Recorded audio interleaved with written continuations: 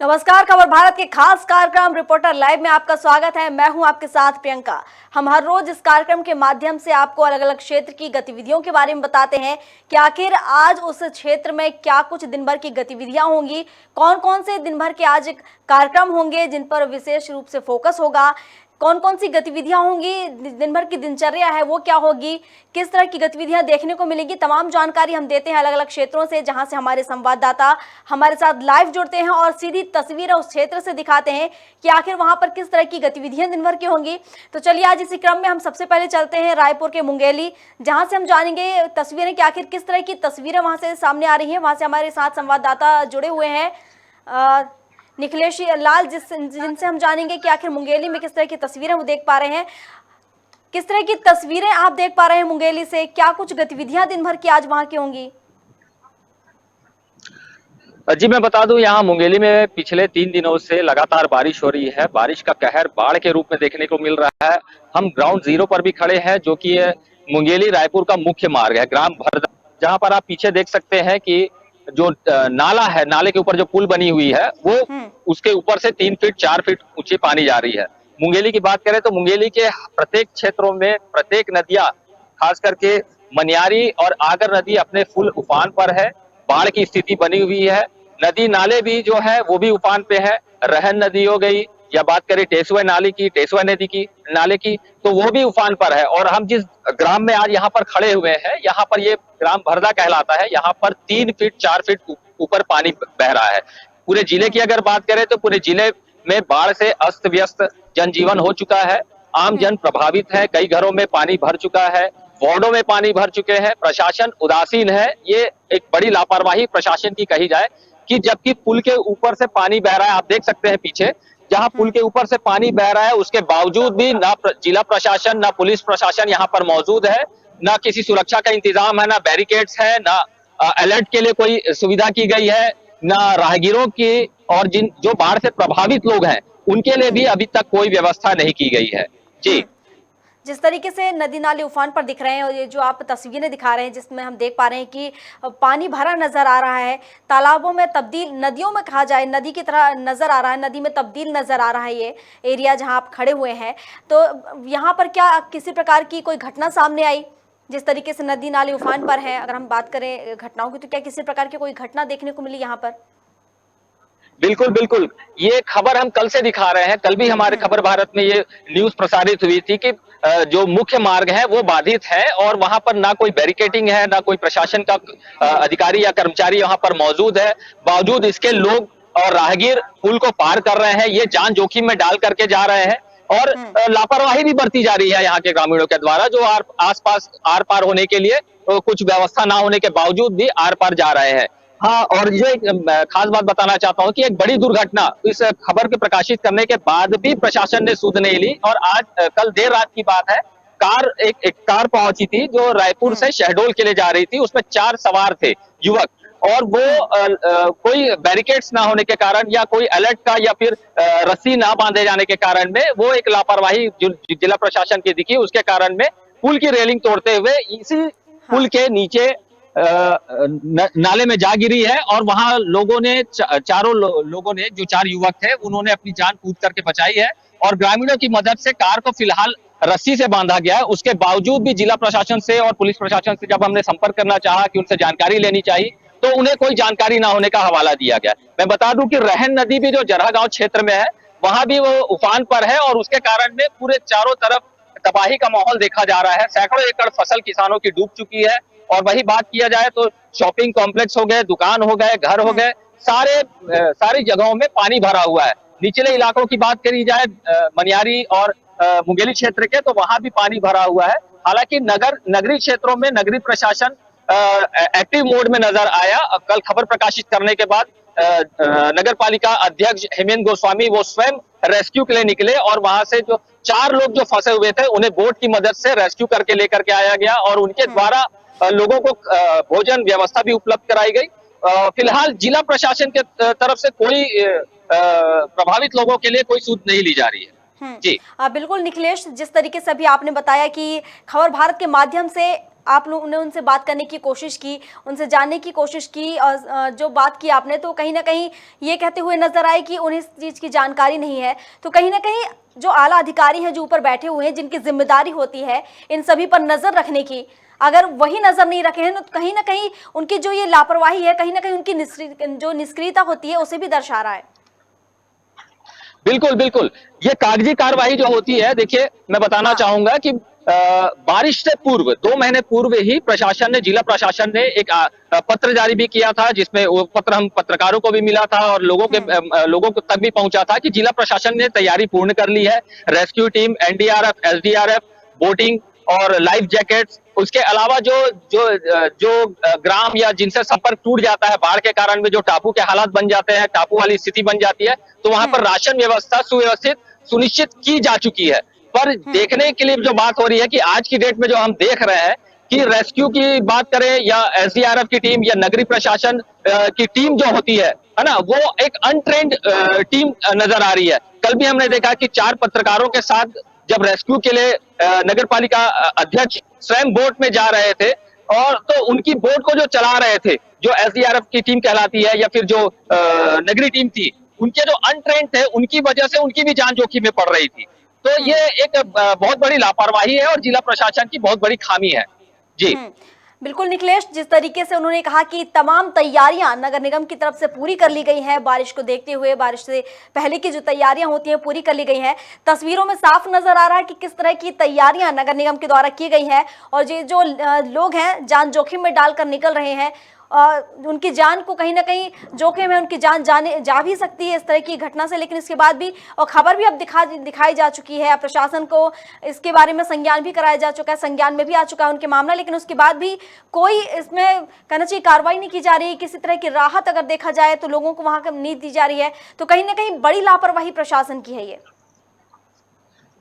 बिल्कुल, मैं पीछे एक तस्वीर भी आपको दिखाना चाहूंगा। मैं आपको थोड़ा सा करेक्ट कर दूं, नगरीय प्रशासन नहीं, जिला प्रशासन की उदासीनता और इसकी वजह से लोग बाग भी प्रभावित हो रहे हैं। पीछे लंबे वाहनों की कतार लगी हुई है, जो मुंगेली क्षेत्र में बाईपास रोड से अगर मार्ग अवरुद्ध हो जाते हैं तो लोग बाग को बाईपास रोड इंगित वहां पर दिखना चाहिए, या फिर वहां शुरुआती रास्तों में ही बैरिकेडिंग के जरिए या फिर एक कर्मचारी के जरिए वहां पर एक इंगित करना चाहिए कि आप मार्ग डाइवर्ट है, आप वहां से ना जाएं।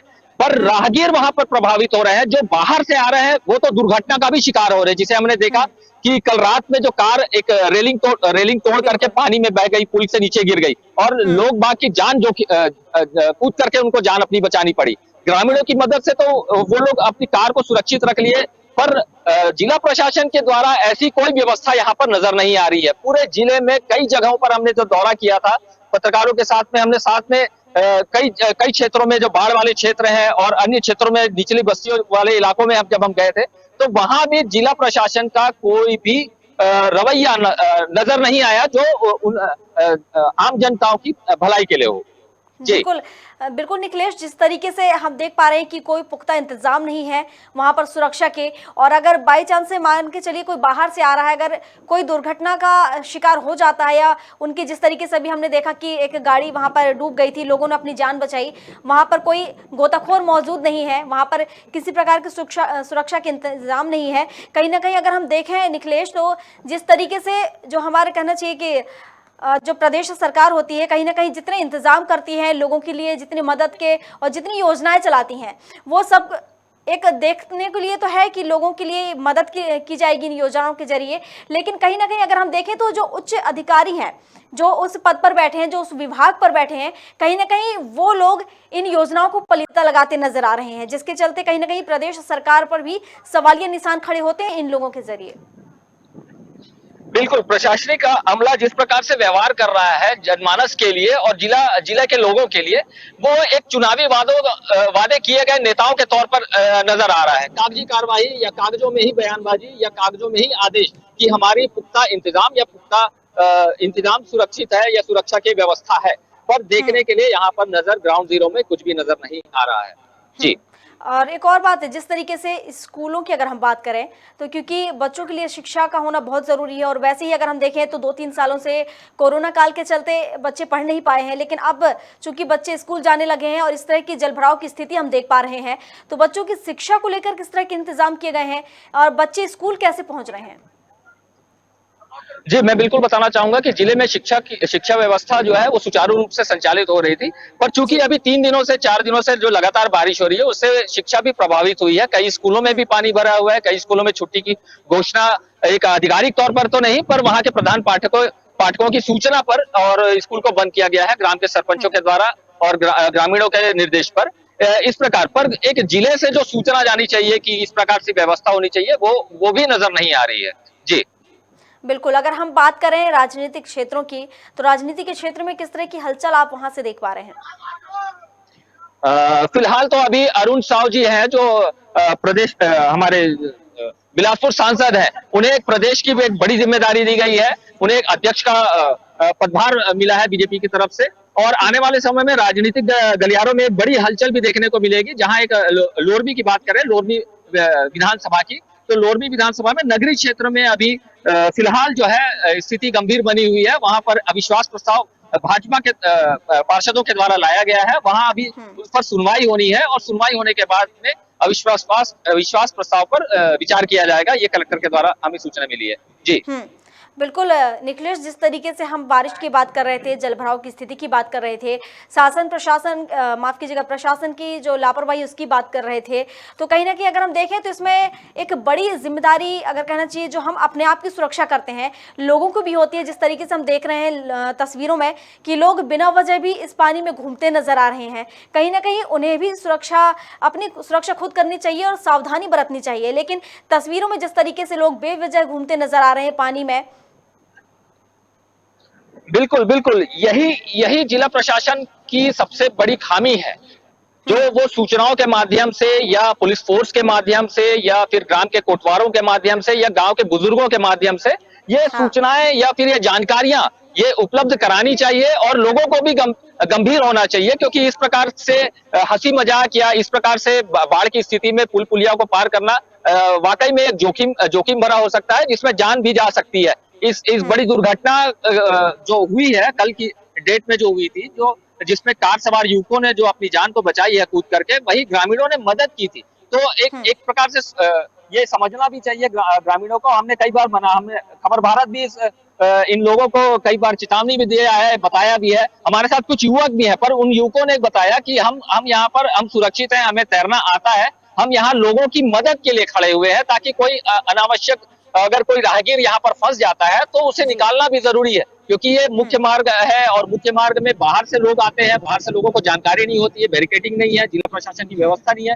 इस कारण में लोग बाग अकारण ही इस पुल पर चले जाते हैं कि पानी कम है या ज्यादा है। उस प्रकार में ऐसी स्थिति अगर बनती है तो उसके लिए हम यहाँ पर मौजूद है। जी हाँ निखिलेश, मतलब जो जिम्मेदारी प्रशासन को निभानी चाहिए थी, जो गोताखोर प्रशासन को खड़े करने चाहिए थे, वो जिम्मेदारी आम लोग निभा रहे हैं। बिल्कुल, बिल्कुल। आम जनमानस अब खुद अपनी सुरक्षा के लिए और लोगों की सुरक्षा के लिए आगे बढ़ा हुआ है। जी बिल्कुल। हम बात करें निखिलेश, अगर किसानों की, जिस तरीके से जलभराव की स्थिति देखने को मिल रही है, क्या किसानों को भी इससे नुकसान पहुंचा है? क्या किसान भी इससे परेशान नजर आ रहे हैं? बिल्कुल, मैं बताना चाहूंगा, सैकड़ों एकड़ की फसल, ये तो ग्राम जो भरदा है जहां हम खड़े हैं, यहाँ ही सैकड़ों एकड़ फसल पूरी तरह से प्रभावित नजर आ रही है। चूंकि 4 दिनों से लगातार बारिश की वजह से किसानों के खेत में जो फसल खड़ी फसल है वो पानी में डूबी हुई है। निश्चित तौर पर ये प्रभावित होगी। अगर आने वाले दिनों में अगर बारिश नहीं थमती है, बाढ़ का पानी अगर कम नहीं होता है, तो निश्चित तौर पर किसानों की फसल बर्बाद होगी और बर्बादी के कगार पर खड़ी होगी।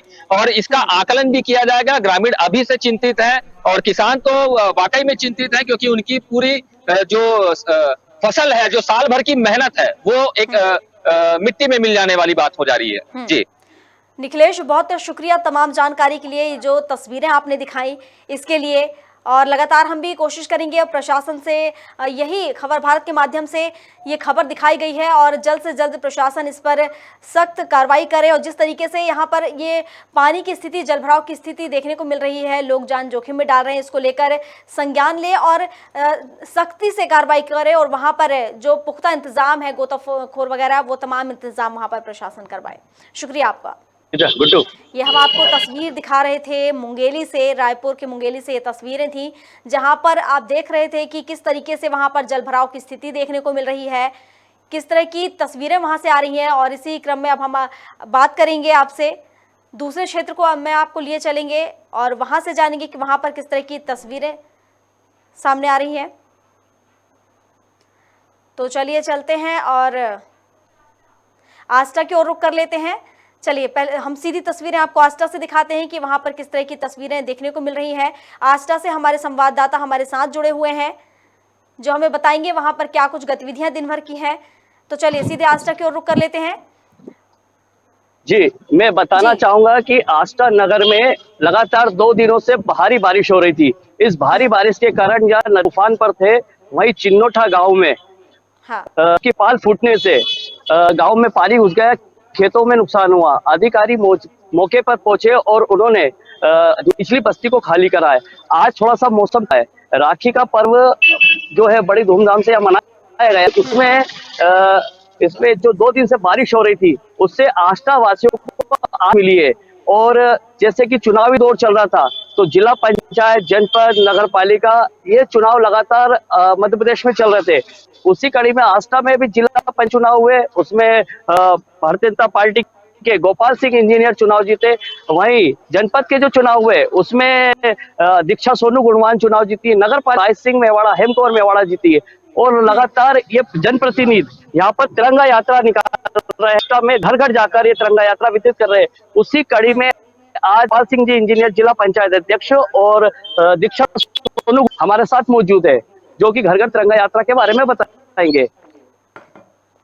जी बिल्कुल जी हम तस्वीरों में देख पा रहे हैं संजीव की किस तरीके से वहां पर तिरंगा झंडा को लेकर, हाथों में लेकर लोग खड़े हुए हैं और जो लोग जीते हुए हैं वो भी यहाँ पर मौजूद हैं। हम चाहेंगे कि उनसे ही जानने की कोशिश कीजिए कि आखिर किस तरह से उनका किस चीज़ पर सबसे पहले फोकस होगा और तिरंगा यात्रा जो आज निकालने वाले हैं किस तरीके से वो रैली निकाली जाएगी, तमाम जानकारी। जी, मैं बताना चाहूंगा कि जिस तरह से आस्था नगर में भारतीय जनता पार्टी, अन्य संगठन, हिंदू संगठन सभी लगातार तिरंगा यात्रा निकाल रहे हैं, घर घर जाके यात्रा में कर रहे हैं। हमारे साथ जिला पंचायत के अध्यक्ष गोपाल सिंह जी इंजीनियर। गोपाल जी, तिरंगा यात्रा में आपकी क्या भूमिका रहेगी और किस तरह की आप योजना लेके? भारत माता की जय, भारत माता की जय, विजय विश्व तिरंगा प्यारा, विजय विश्व तिरंगा प्यारा, झंडा ऊंचा रहे हमारा। आस्था विधानसभा में पूरे घरे घर तिरंगा जो यात्रा चल रही है, घर घर तिरंगा है। हमारे सभी, चाहे किसान मोर्चा हो, चाहे पिछड़ा मोर्चा हो, चाहे युवा संगठन हो, सारे संगठन ने यात्राएं निकाल के और पूरे शहर में यात्रा निकाली। कल ही हमारे किसान मोर्चा ने पूरे ट्रैक्टर ट्राली के ऊपर भी किसान भाइयों ने पूरी तिरंगा यात्रा निकाली। निश्चित तौर पे जो तिरंगा है ये हमारे जो वीर जवान है जिन्होंने की देश की आजादी दिलाने के लिए अपने प्राण न्यौछावर किए हैं, उनके लिए एक वो है, श्रद्धांजलि है। और जो तिरंगा है ये हमारे गर्व का प्रतीक है, हमारे देश के गर्व का प्रतीक है। और हम लोग निश्चित तौर पे पूरे क्षेत्र में, पूरे विधानसभा में 13 से 15 अगस्त के बीच में घर घर झंडा लहराए, ऐसी हम लोग सारे लोग यात्राएं निकाल रहे हैं। जी, हमारे साथ जनपद अध्यक्ष सोनू गुणवान जी भी है, हम उनसे जानना चाहेंगे। सोनू जी, क्या योजना है तिरंगा यात्रा को लेकर और आने वाली योजना? देखिए, माननीय देश के प्रधानमंत्री मोदी जी पास में हमारे मध्य प्रदेश के मुख्यमंत्री माननीय शिवराज सिंह चौहान जी के नेतृत्व में तिरंगा यात्रा 13 से 15 तारीख तक हर घर तिरंगा और इस रैली का आयोजन किया जा रहा है। अभी मैं भी एक कार्यक्रम में से आ रहा हूँ। तिरंगा यात्रा में से हर गांव, हर घर पे तिरंगा हो और इसी योजना को लेकर हम आगे भी प्रयास कर रहे हैं। और आपकी जनपद की आगे की योजना क्या है? किस तरह से आप क्षेत्र का विकास में योगदान देंगे? जनपद के लिए हमें बहुत सारे प्रयास करने हैं। अभी जनपद में मैं भी नया और आप सबके सहयोग से और मार्गदर्शन से हम जन विकास की ओर लेके चलेंगे। मैं बताना चाहूंगा जो आस्था नगर में भारतीय जनता पार्टी जिला पंचायत के अध्यक्ष भी आस्था से बने हुए हैं, जनपद के अध्यक्ष सोनू गुणवान जी वो भी आस्था से बने हैं। वहीं नगर पालिका में भी आस्था नगर पालिका अध्यक्ष हेम कुमार सिंह राय सिंह मेवाड़ा है और साथ में हमारे साथ भारतीय जनता पार्टी के जिले के महामंत्री गजराज सिंह जी मेवाड़ा, पूर्व जिला महामंत्री जी। संगठन की क्या योजना है? संगठन जो हमारे देश के प्रधानमंत्री जी और प्रदेश के मुख्यमंत्री जी राय सिंह जी चौहान जी की अनेक योजनाएं हैं, उनको सब संगठन नीचे तक उतार रही है और जो भी कमी रही है उनको सब हम मिलजुल कर सब पूरा करेंगे, विकास करेंगे, यही हम सबकी। देखिए जिस तरह से यहाँ पर पूरा संगठन लगा हुआ है और घर घर तिरंगा यात्रा को लेकर काम कर रहा है और वहीं पर हमारे जिले के पंचायत के अध्यक्ष और क्योंकि सीहोर जिला जो मात्र सीएम शिवराज सिंह चौहान का जिला है, आप कैसे इस जिले में और विकास करेंगे? जिला पंचायत की क्या योजना रहेगी आगे? देखिए हमारे यशस्वी जो शिवराज सिंह जी चौहान है, उन्होंने पूरे हमारा जो जिला ही नहीं पूरे प्रदेश में विकास के पूरे मतलब योजनाएं लागू की है। कम से कम 300 योजनाएं हमारी लागू है। हाल ही में एक बहुत ही महत्वपूर्ण योजना जो संबल योजना थी, जो कांग्रेस की गवर्नमेंट ने बंद कर दी थी, उसको कल ही चालू करवाया है। और ऐसी बहुत सारी योजना, पीएम आवास योजना है, आपकी संबल योजना है, लाडली लक्ष्मी योजना है, गरीबों के लिए बहुत सारी योजना है, राशन का अन्य वितरण योजना है। ऐसी बहुत सारी योजनाएं हैं, वो जो शासन की योजनाएं हैं उनको हम अंतिम व्यक्ति की पंक्ति में बैठे हुए व्यक्ति को लाभ पहुंचाएंगे, उसका विकास होगा, यही हमारा है। जी संजीव, और मैं बताना चाहूँ जी मैं बीच में आपको रोकना चाहूंगी। मैं आगे की गतिविधियों के बारे में आपसे जानकारी लूंगी, लेकिन इससे पहले हमारे साथ दंतेवाड़ा से हमारे जो संवाददाता हैं आशु भदौरिया वो जुड़ चुके हैं, तो हम दंतेवाड़ा की ओर भी रुक कर लेते हैं और वहां की तस्वीरें भी देख लेते हैं। तो हमारे साथ दंतेवाड़ा से आशु भदौरिया जुड़े हुए हैं। चलिए सीधे दंतेवाड़ा की ओर चलते हैं और वहां से रुक कर लेते हैं। आशु, किस तरह की तस्वीर आप देख पा रहे हैं दंतेवाड़ा से? चूंकि अब हर घर तिरंगा अभियान चल रहा है, तो इसको लेकर किस तरह की तस्वीरें आप देख पा रहे हैं? जी नमस्कार, मैं की बहुत बहुत बधाई देता हूँ और मैं आपको बता दूं कि इस वक्त मैं जो है दंतेवाड़ा के मेडल ग्राउंड में खड़ा हूँ। यहाँ पर जो है रौनक आप देखते हैं कि किस तरीके से पीएफ जवानों ने जो प्रधानमंत्री मोदी जी के द्वारा उत्सव का जो किया गया है महाराज जैसे के लिए, देख सकते हैं मेरे पीछे बहुत ही सेल्फी जोन बनाया गया है और पूरे सीआरपीएफ जवानों के द्वारा जो है 203 बटालियन आप देख रहे हैं। पीछे मैं कैमरामैन से रिक्वेस्ट कर रहा है कि किस तरह जो है सीआरपीएफ के जवानों ने रैली की बहुत ही जो है सुंदर तैयारी की है और हमारे बीच जो है सीआरपीएफ बटालियन 230 बटालियन के सीट अभी जस्ट जो है आप मेरे पीछे देख सकते हैं, अभी जस्ट पहुंचे हुए हैं और यहाँ पर पीछे आप देख सकते हैं कितना अभियान है। और हम सीधे जो है सीओ साहब से ही बात करके सर भारत की तरफ से आपको बहुत बहुत बधाई। आपकी आजादी के आपको बहुत बहुत बधाई हो और वोटिंग करने के लिए बहुत बहुत। सर मैं चाहूंगा आप हमारे दर्शकों से बताएं कि ये जो कार्यक्रम जो है ये क्या उद्देश्य रखता है और क्या महत्व रखता है? सर देखिए, केंद्रीय रिजर्व पुलिस बल कश्मीर से लेकर कन्याकुमारी तक, गुजरात से लेकर अरुणाचल तक लगातार हर घर तिरंगा का अभियान चला रहा है।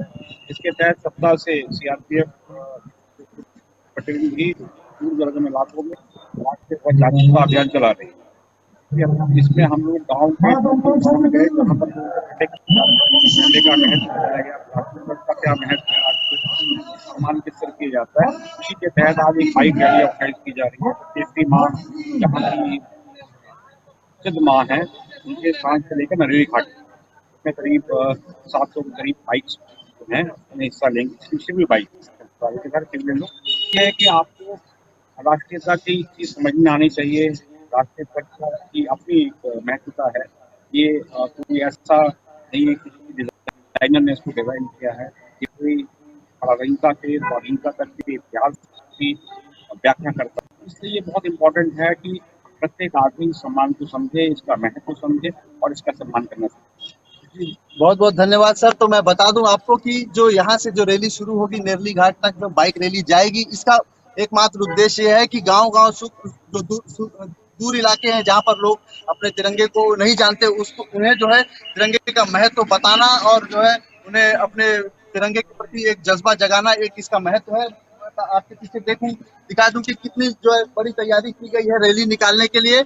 और साथ ही साथ मैं आपको ये भी बता दूं कि जो है 15 अगस्त जो है जो हाल ही में आप देखेंगे कि यहाँ पे उसकी भी बहुत जो है अच्छे से तैयारियां की गई हैं। और जो है मंत्री जी के द्वारा जो है यहाँ पर वहां पर ध्वजारोहण भी करा जाएगा, उसकी भी तैयारी जो है पूरी कर ली गई है। जी आशु, बहुत शुक्रिया आपका तमाम जानकारी के लिए, जो तस्वीरें थी ये साझा करने के लिए। ये तस्वीर हम आपको दिखा रहे थे दंतेवाड़ा से, जहां से आशु हमारे साथ जुड़े हुए थे। और संजीव, आपको भी बहुत शुक्रिया तमाम जानकारी के लिए। जिस तरीके से आशु, जो संजीव है, उन्होंने भी हमें तस्वीरें दिखाई आस्था से, किस तरीके से वहां पर उत्साह देखा जा रहा है।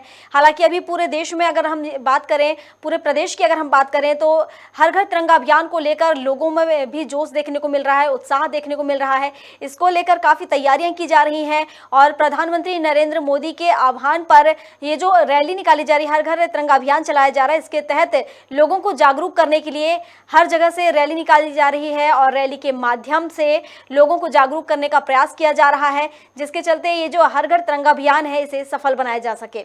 और इसी के साथ फिलहाल के लिए बस इतना ही। अधिक जानकारी के लिए आप बने रहिए हमारे साथ और देखते रहिए खबर भारत। नमस्कार।